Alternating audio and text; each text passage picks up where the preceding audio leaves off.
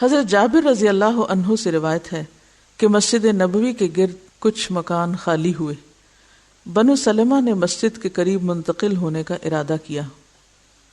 آپ نے فرمایا اے بنو سلمہ اپنے موجودہ گھروں میں ٹھہرے رہو، مسجد کی طرف آتے وقت تمہارے قدم لکھے جاتے ہیں. دیارکم دیارکم تکتب آثارکم، اپنی جگہ جہاں ہو وہیں رہو، فکر نہیں کرو، جتنا دور سے آتے ہو اتنے قدم لکھے جاتے ہیں. مسجد کا نمازی اللہ کے سائے میں. حضرت ابو ہریرہ رضی اللہ عنہ روایت کرتے ہیں رسول اللہ صلی اللہ علیہ وسلم نے فرمایا 7 شخص ہیں جنہیں اللہ تعالیٰ اس دن حشر میں اپنے عرش کے سائے میں رکھے گا، جس دن سوائے اس کے سائے کے کوئی سایہ نہ ہوگا. پہلا عادل حاکم، دوسرا وہ نوجوان جو اللہ کی عبادت میں جوانی گزارے، یعنی جوانی کی عبادت کرنے والا. تیسرا وہ شخص کہ اس کا دل مسجد میں اٹکا ہوا ہو، جس وقت وہ نماز پڑھ کر نکلتا ہے تو اس کی طرف دوبارہ آنے کے لیے بےتاب رہتا ہے. چوتھا وہ 2 شخص جو صرف اللہ کی رضا کے لیے آپس میں محبت رکھتے ہیں، جب ملتے ہیں تو اسی کی محبت میں اور جدا ہوتے ہیں تو اسی کی محبت میں. یہ بڑا اہم ہے. ہم عموماً صرف پہلا پارٹ لیتے ہیں. پہلا پارٹ کیا ہے؟ یعنی 2 لوگ جن کی دوستی ہو گئی، آپس میں محبت ہے، اس کے اوپر ایک لیبل لگا لیتے ہیں یہ محبت اللہ کے لیے، چاہے پھر اس محبت میں وہ اللہ کی نافرمانی کے کام کرتے رہیں، لیکن خود کو دھوکہ دیتے ہیں اور شیطان کو خوش کرتے ہیں کہ اس کے اوپر بس ٹھپا لگا دیتے ہیں یہ محبت اللہ کی خاطر ہے، لیکن اندر وہ مقصد نہیں ہوتا، اندر محض اپنی ذات ہوتی. اب آپ دیکھیں کہ اللہ کی خاطر محبت کیسی ہوتی ہے؟ جب ملتے ہیں تو اسی کی محبت میں. کس کی؟ ذات کی نہیں، اللہ کی محبت میں، اللہ کی محبت میں اضافہ کرنے کے لیے. اور جدا ہوتے ہیں تو اسی کی محبت میں، یعنی اگر محبت میں پہلے کمی ہے تو جا کے ملے ہیں تو اللہ کی محبت میں اضافہ کر کے لوٹے ہیں. تو جس شخص کے ساتھ آپ کا ایسا تعلق ہو کہ اس سے ملاقات کے ذریعے آپ کے اللہ کی محبت میں اضافہ ہو، اسی کی محبت دراصل اللہ کی خاطر محبت ہے. اور جس انسان کی محبت سے اللہ کی محبت میں کمی آ جائے، گپ شپ ہی زیادہ ہو، ادھر ادھر کی باتیں ہی زیادہ ہوں، ایمان بڑھنے کی بجائے اور گھٹے، دل سخت ہو، غفلت اختیار کریں، تو خواہ آپ کتنا بھی بڑا لکھ کے لگا لیں کہ میں آپ سے اللہ کی خاطر محبت کرتی ہوں، تو یہ محض جھوٹ کے سوا کچھ نہیں. 5واں وہ شخص جو تنہائی میں اللہ کو یاد کرتا ہے اور اس کی آنکھوں سے آنسو بہہ پڑتے ہیں. 6واں وہ شخص جسے کسی خاندانی خوبصورت عورت نے برائی کے لیے بلایا، پھر اس شخص نے کہا میں اللہ سے ڈرتا ہوں، یعنی اس عورت کی دعوت قبول نہ کی. 7واں وہ شخص کہ جس نے اللہ کے نام پر کچھ دیا پھر اس کو چھپایا، کسی کو نہ بتایا، یہاں تک کہ اس کے بائیں ہاتھ کو علم نہ ہوا کہ اس کے دائیں ہاتھ نے کیا خرچ کیا ہے. تو ایسے لوگوں کو اللہ تعالیٰ قیامت کے دن اپنے خاص سائے میں رکھے گا. مساجد میں خوشبو. حضرت عائشہ رضی اللہ عنہا روایت کرتی ہیں کہ رسول اللہ صلی اللہ علیہ وسلم نے حکم دیا محلوں میں مسجدیں بناؤ، یعنی جہاں نئی آبادی ہو، نئی اسکیم ہو، وہاں مسجد بھی بننی چاہیے، اور انہیں پاک صاف رکھو اور خوشبو لگاؤ. تو گویا ایک طرف مسجد میں لہسن پیاز کھا کر آنے سے منع کیا گیا، مسجد میں تھوک پھینکنے اور گندگی پھیلانے سے منع کیا گیا، تو دوسری طرف مساجد کو صاف رکھنے کا حکم دیا گیا. اور صرف صاف رکھنا ہی نہیں بلکہ ان میں خوشبو لگانا بھی ضروری ہے. اسی لیے آپ میں سے بہت سے لوگوں نے یہ دیکھا ہوگا کہ جب آپ عمرے کے لیے جاتے ہیں یا حج کے لیے تو طواف کے دوران کچھ لوگ خوشبو اٹھائے ہوئے، بخور یعنی جو دھواں اس میں سے خوشبودار نکلتا ہے وہ لیے ہوئے طواف کر رہے ہوتے ہیں. یا اگر حجر اسود کو کبھی بوسہ دینے کا آپ کو موقع ملا ہو تو آپ نے دیکھا ہوگا کہ اس کے اندر سے بھی خوشبو آ رہی ہوتی ہے. تو بعض لوگ قیمتی ترین خوشبوئیں اسی سنت کو اجاگر کرتے ہوئے وہاں جا کر لگاتے ہیں تاکہ اس سے مسجد کے، اللہ کے گھر کے ایک مجموعی تاثر میں بہتری آئے اور عبادت زیادہ سے زیادہ بہتر طریقے پر ہو سکے. تو کوئی بھی ایسی جگہ جہاں پر اللہ کا ذکر ہو، اللہ کا نام لیا جائے، خواہ وہ آپ کے گھر کا مصلی ہو یا آپ کا اپنا لباس جس میں آپ نماز پڑھتے ہیں، خصوصی طور پر نماز کا لباس، اور وہ جگہیں جہاں پر قرآن پڑھایا جاتا ہو، ان تمام جگہوں کی صفائی اور نظافت اور خوبصورتی اس معنی میں کہ اس میں ایسا ماحول پیدا کرنا کہ جو عبادت میں یا تعلیم میں زیادہ مددگار ہو، یہ پسندیدہ ہے۔ لیکن اس کا یہ مطلب نہیں کہ ہم ایسے نقش و نگار لگانا شروع کر دیں، رنگ برنگی بتیاں لگائیں یا اگر بتیاں لگائیں یا ایسے پوسٹرز یا ایسی تصویریں کہ جس سے خوبصورتی میں اضافہ آپ کر رہے ہیں۔ نہیں، اس اعتبار سے مسجدوں میں سادگی ہی ہونی چاہیے، مسجدیں سادگی کا نمونہ ہونی چاہیے، کیونکہ رسول اللہ صلی اللہ علیہ وسلم نے فرمایا مجھے یہ حکم نہیں دیا گیا کہ میں مسجدوں کو مزین کروں، یعنی ڈیکوریشن کا حکم نہیں دیا گیا، صاف ستھرا رکھنے اور بہتر ماحول پیدا کرنے کا دیا گیا۔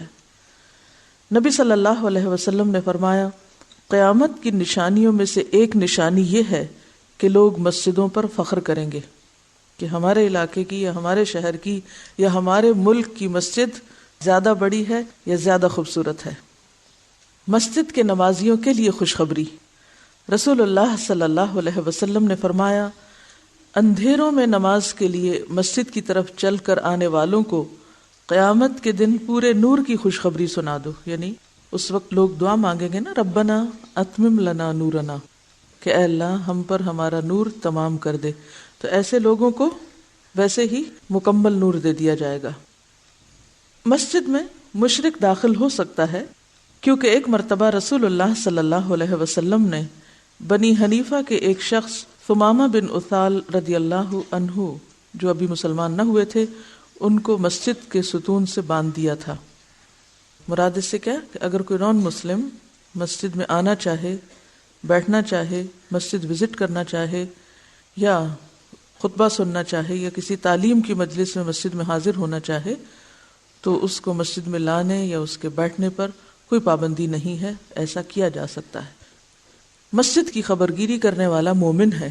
حضرت ابو سعید خدری رضی اللہ عنہ روایت کرتے ہیں کہ رسول اللہ صلی اللہ علیہ وسلم نے فرمایا جب تم کسی شخص کو مسجد کی خبرگیری کرتے ہوئے دیکھو تو اس کے ایمان کی گواہی دو، یعنی جب تم دیکھو کہ کوئی شخص مسجد سے محبت رکھتا ہے، اس کی صفائی کا انتظام کرتا ہے، اس کی بہتری اور نمازیوں کے آرام اور نمازیوں کی نماز میں خشوع کے لیے مختلف کام کرتا دکھائی دیتا ہے مددگار کے طور پر، تو ایسا شخص دراصل مومن ہے، اس کے ایمان کی گواہی دو، کیونکہ اللہ کی محبت کے بغیر، ایمان کی مضبوطی کے بغیر انسان کے اندر یہ جذبہ آ نہیں سکتا، اتنی قربانی کوئی کر نہیں سکتا کہ وہ اپنے اوقات کو بلا معاوضہ بغیر کچھ اجرت لیے مسجد کی خدمت میں صرف کرے۔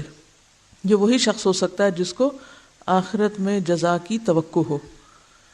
اور خبرگیری میں کیا چیزیں شامل ہیں؟ انہیں صاف ستھرا رکھنا، روشنی پانی کا انتظام کرنا، مرمت کا خیال رکھنا کہ اگر کوئی ٹوٹ پھوٹ ہو رہی ہے، کوئی نلکا خراب ہو رہا ہے، کوئی فلش خراب ہو گیا اس کے مسجد سے ملحق واش رومز وغیرہ کا، یا مسجد کے اندر جو مائک ہے یا لائٹ ہے اس کا صحیح انتظام نہیں، تو یہ ساری چیزیں خبرگیری میں آتی ہیں۔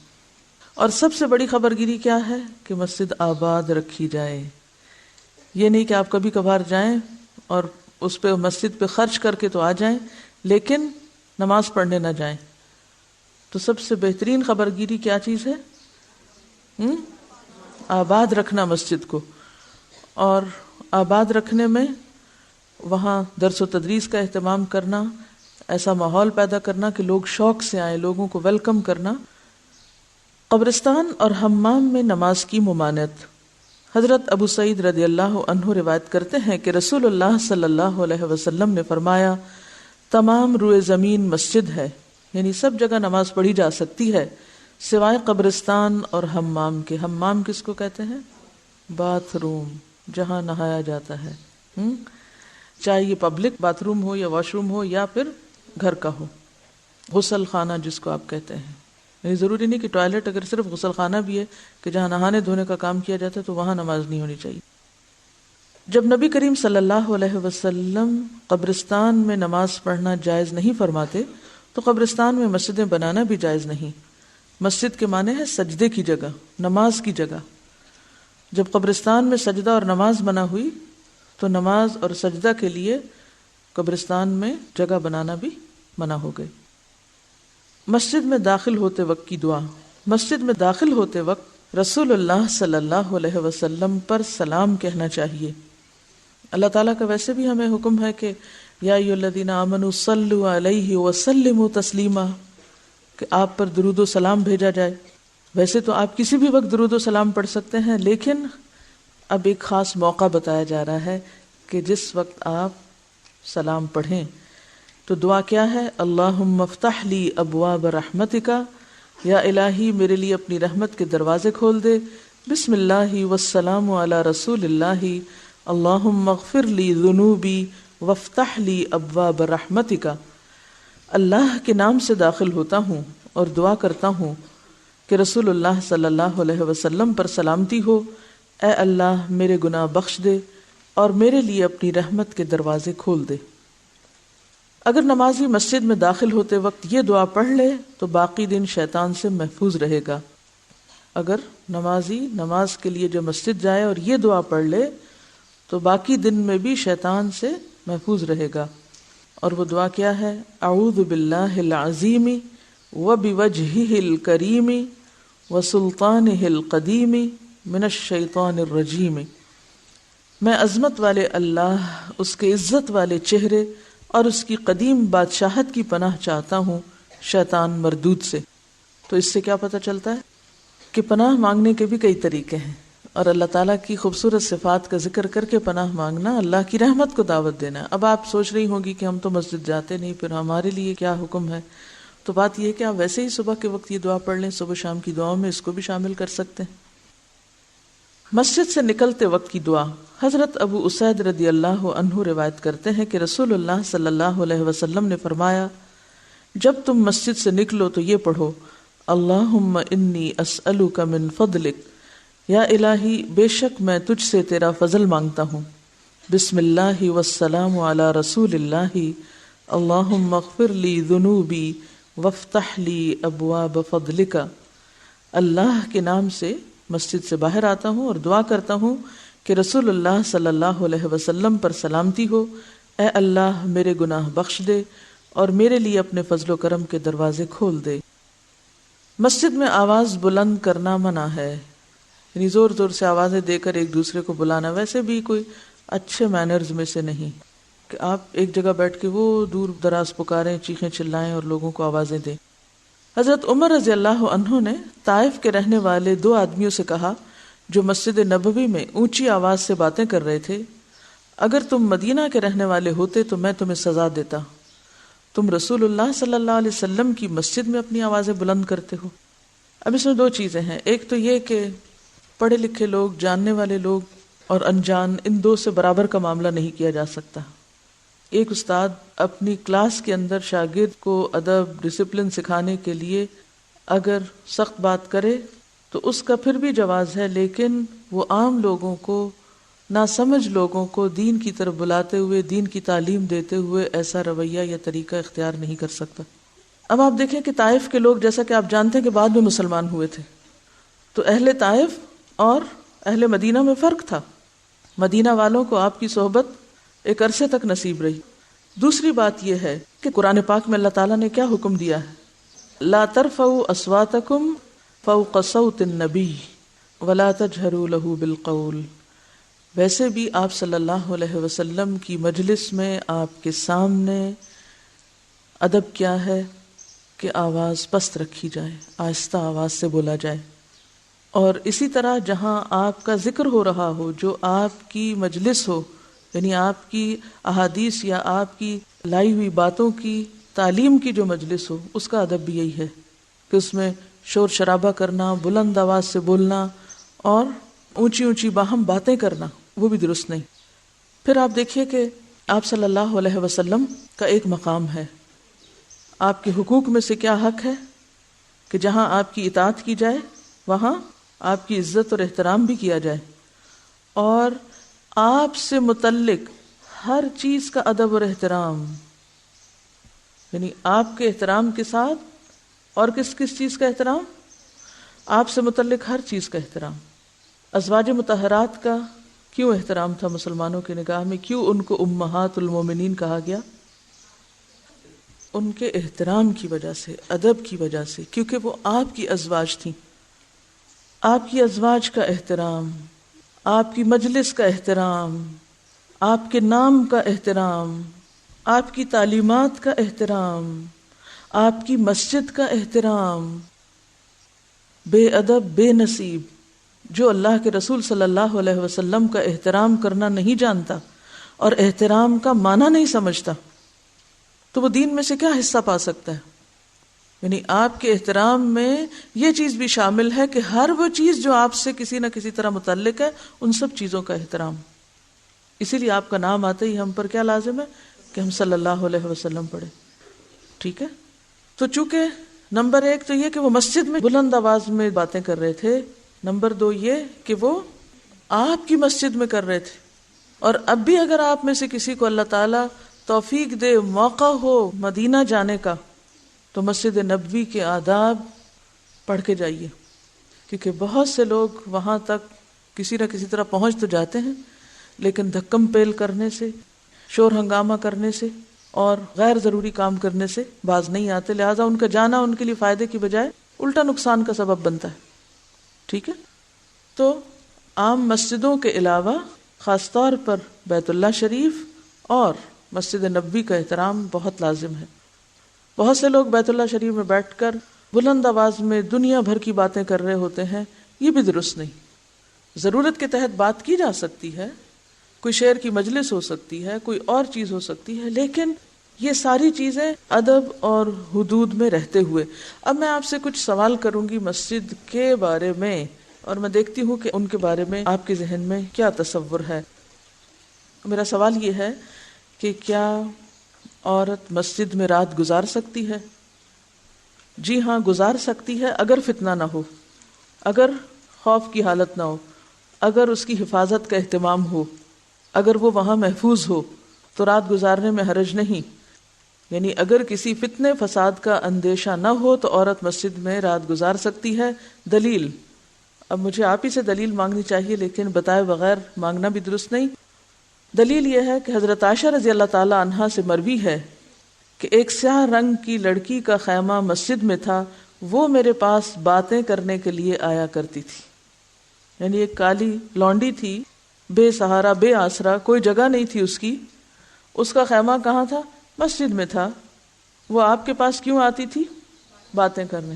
تو آپ اتنی فارغ ہوتی تھی جو باتیں کرتی تھی اس سے؟ آپ نے دیکھا ہوگا کہ بعض بے سہارا بے کس لوگ جن کے پاس کوئی نہیں ہوتا اپنا غم دکھ سنانے کو، تو اگر کسی وقت آپ اپنے کام میں بھی لگے ہوئے ہیں اور وہ اپنے دل کا حال بیان کرتے رہتے ہیں تو صبر و تحمل کے ساتھ سنتے جائیے. یہ ایک قسم کی کاؤنسلنگ تھی، ایک طرح کا غم بانٹنا تھا. یعنی اس کا اور کوئی کام نہیں تھا حضرت عائشہ کے پاس آنے کا. اس سے ایک اور بات پتہ چلتی ہے کہ علم صرف کلاس میں ہی نہیں سیکھا جا سکتا. علم سیکھنے کے لیے ضروری نہیں کہ ایک فارمل طریقے پر ہی آپ کہیں بیٹھیں تو آپ سیکھیں.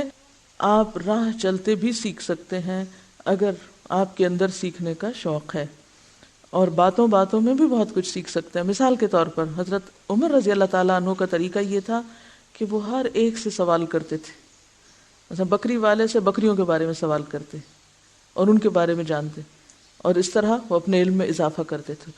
اصل میں ہم نے علم کا معنی بہت محدود کر دیا. ہم سمجھتے ہیں علم سے مراد شاید کوئی آیت ہے یا حدیث ہے اور اس کا لفظی ترجمہ ہے، اور اس کے علاوہ بہت کچھ جاننا جو ہے وہ علم نہیں.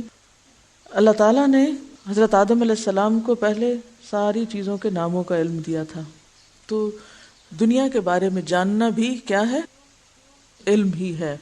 ایکچولی سیکھنے کا بہترین طریقہ تبادلہ خیال ہے، سوال جواب کا انداز ہے، انٹریکشن ہے. اور اس کے لیے صرف سوال برائے سوال نہ ہو، حقیقی سوال ہو جس کی واقعی ضرورت ہو، مفروضوں پر مبنی سوال نہ ہو. میرا سوال یہ ہے کہ کیا مسجد میں مریض کو رکھا جا سکتا ہے؟ مسجد اور ڈسپینسری یا کلینک ساتھ ساتھ ہو سکتے ہیں؟ مسجد میں مریض کے لیے خیمہ لگایا جا سکتا ہے. امام شوکانی فرماتے ہیں کہ بوقت ضرورت ایسا کرنا جائز ہے. حضرت عائشہ سے مروی ہے کہ غزوہ خندق کے روز حضرت سعد زخمی ہو گئے تھے. رسول اللہ صلی اللہ علیہ وسلم نے ان کے لیے مسجد میں خیمہ لگوا دیا تاکہ قریب سے ان کی تیمارداری کر سکیں، یعنی آپ خود ان کو دیکھ سکیں. کیا مسجد میں حدود قائم کی جا سکتی؟ قصاص لیا جا سکتا ہے؟ نہیں. مساجد میں نہ تو حدود قائم کی جا سکتی ہیں نہ ہی قصاص لیا جا سکتا ہے. کیا مسجد میں کھایا جا سکتا ہے؟ اب بہت سے کہیں گے نہیں. حضرت عبداللہ بن حارث کہتے ہیں ہم عہد رسالت میں مسجد میں روٹی اور گوشت کھایا کرتے تھے، یعنی کھانے کا اہتمام کیا جا سکتا ہے اور افطاری وغیرہ بھی کی جا سکتی ہے وہاں. اور اذان کے بعد مسجد سے نکلنا منع ہے. استاد کے آنے کے بعد کلاس روم چھوڑنا بھی اسی طرح منع ہے. حضرت ابو ہریرہ سے مروی ہے آپ صلی اللہ علیہ وسلم نے فرمایا جب تم مسجد میں ہو اور نماز کے لیے اذان دے دی جائے تو تم میں سے کوئی نماز پڑھنے سے پہلے باہر نہ نکلے. ایک اور روایت میں آتا ہے ایک آدمی عصر کی اذان کے بعد مسجد سے نکلا تو حضرت ابو ہریرہ نے فرمایا اس نے ابو القاسم محمد صلی اللہ علیہ وسلم کی نافرمانی کی. کیا حدیث ہے؟